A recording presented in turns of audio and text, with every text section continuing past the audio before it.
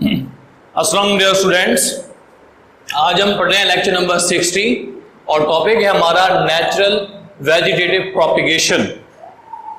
Natural vegetative propagation के हमने 3 method जो है वो लास्ट टाइम डिस्कस किए थे, उसके 3 और मेथड हमारे पास रहते हैं और इसके साथ ही आर्टिफिशियल वेजिटेटिव प्रोपिगेशन हम आज डील करेंगे। तो नेचुरल वेजिटेटिव प्रोपिगेशन ये हमारे पास लॉन्ग क्वेश्चन इंपॉर्टेंट है और एमसीक्यू और शॉर्ट क्वेश्चन के एतबार से भी इंपॉर्टेंट है, जबकि artificial vegetative propagation long question में भी और शॉर्ट में भी, लेकिन ज्यादा इंपॉर्टेंट नहीं कहूंगा, ज्यादा इंपॉर्टेंट नेचुरल वेजिटेटिव प्रोपिगेशन है। तो सबसे पहले हमारे पास है स्टेम ट्यूबर्स। स्टेम ट्यूबर्स क्या होते हैं? स्टेम ट्यूबर बेसिकली जैसे कि हमारे पास डायग्राम आती है ब्रेन के अंदर आलू की, तो stem tuber basically underground in large stems होती हैं जो राइजोम के ही पार्ट्स होते हैं और ये इनके ऊपर देर जो है वो डिफरेंट बर्ड्स की एग्रीगेशन होती हैं जिनको हम आइज बोलते हैं। और उन आइज से बर्ड जो होती हैं वो जब डिवाइड होती हैं, उनके अंदर डिवीजन होती है, तो वो बर्ड से शूट और रूट डिवेलप हो जाता है। तो इससे क्या होता है, जो इंडिविजुअल बर्ड से नया प्लांट बन सकता है, सेम आइडेंटिकल होता है जैसे हमने वो बर्ड या वो पोर्शन लिया होता है, that is called stem tuber. Clear जी? मिसाल के तौर पे ये हमारे पास डायग्राम है, अगर इस पोर्शन को काट लें यहां से और इसी को किसी सॉइल के अंदर दबा दें तो इससे नया प्लांट बन जाएगा, क्योंकि इस जगह पर ये आइज है, आइज के अंदर बर्ड्स होते हैं और बर्ड्स से न्यू प्लांट डिवेलप हो सकता है। क्लास स्टेम ट्यूबर्स क्या है? Are the enlarge portions of underground stem which is same like जैसे राइजोम।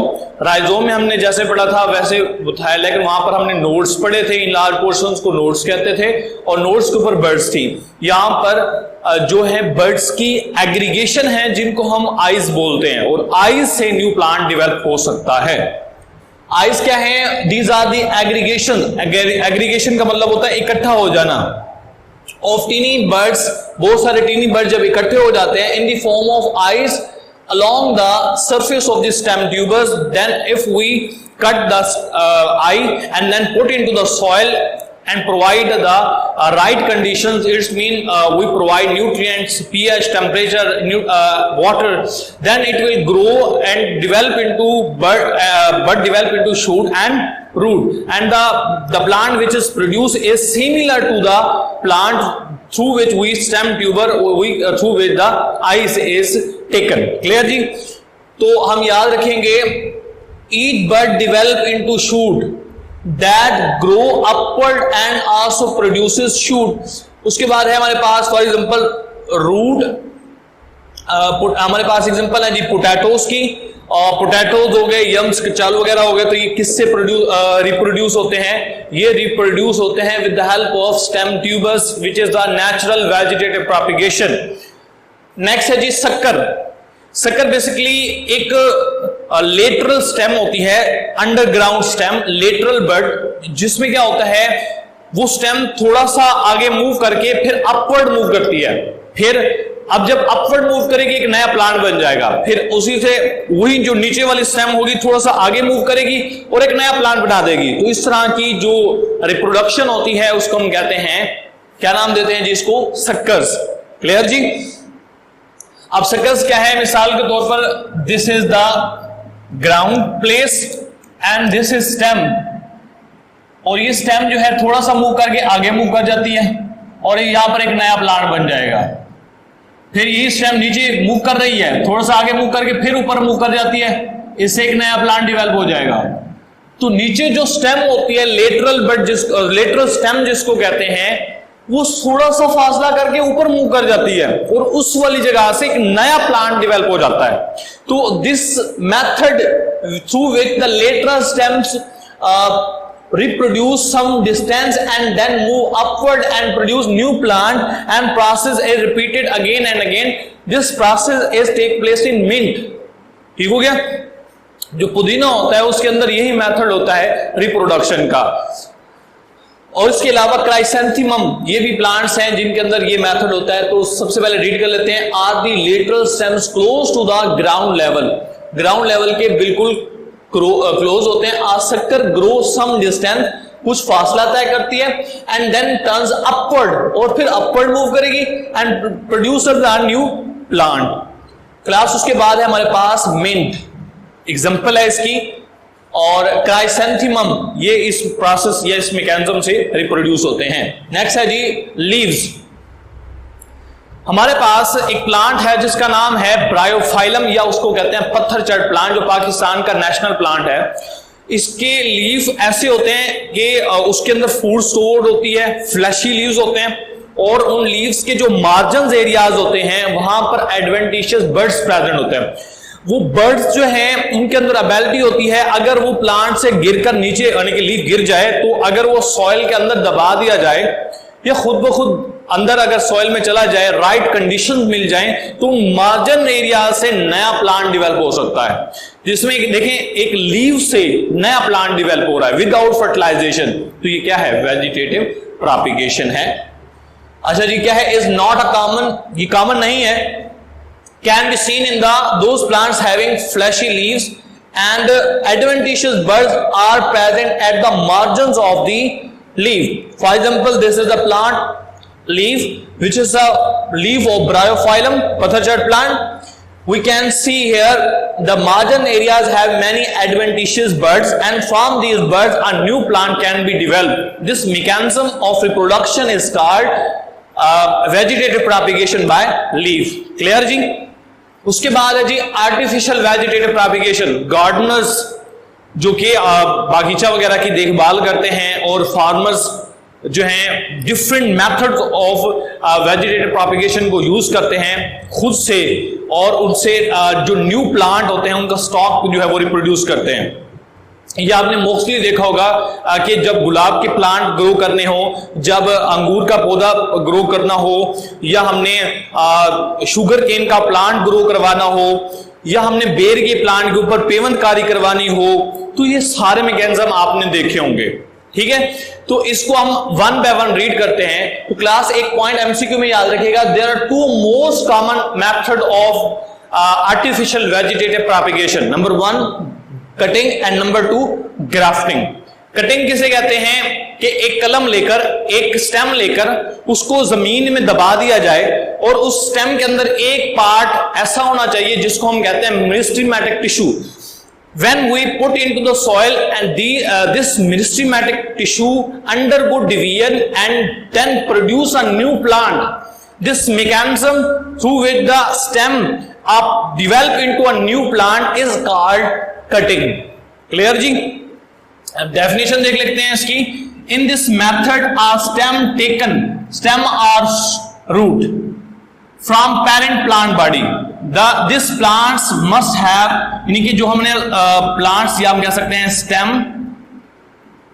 या root must have meristematic region. Meristematic are the special type of tissue which having potential to divide, जिनके पास ability होती है divide होने की, जैसे apical meristems हो गया, लेटरल मेरिस्टम्स हो गया, वास्कुलर कैम्बियम हो गया, कॉर कैम्बियम हो गया, इंटरकैलरी मेरिस्टम्स हो गए।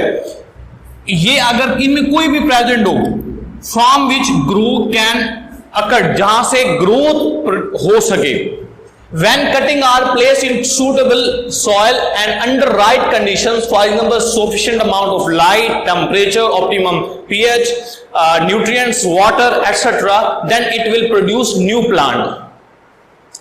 The roots and shoot develop and new plants is develop, यानी कि जो मेरिस्टेमेटिक टिश्यू से नया प्लांट बन जाएगा। आप देखें, हमने एक स्टेम लेके नया प्लांट बना दिया, इसको हम क्या कहेंगे? कटिंग कहेंगे। और इसमें क्या होगा, और मेथड कौन सा है? Artificial vegetative propagation.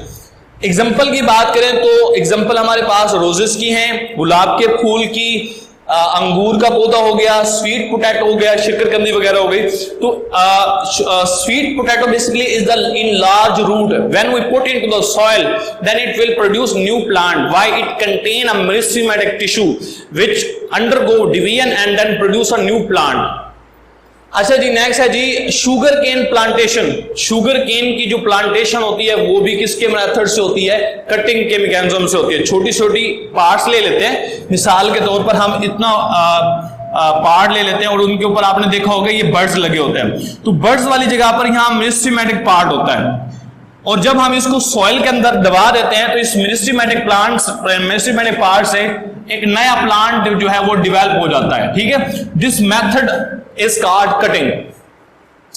उसके बाद है जी क्लास हमारे पास ग्राफ्टिंग। ग्राफ्टिंग एक ऐसा मैकेनिज्म है जिसके अंदर क्या होता है, दो स्टेम आपस में कनेक्ट कर दी जाती हैं। मिसाल के तौर पर हमें एक प्लांट है, हम चाहते हैं उसकी क्वालिटीज किसी और प्लांट के अंदर आ जाएं।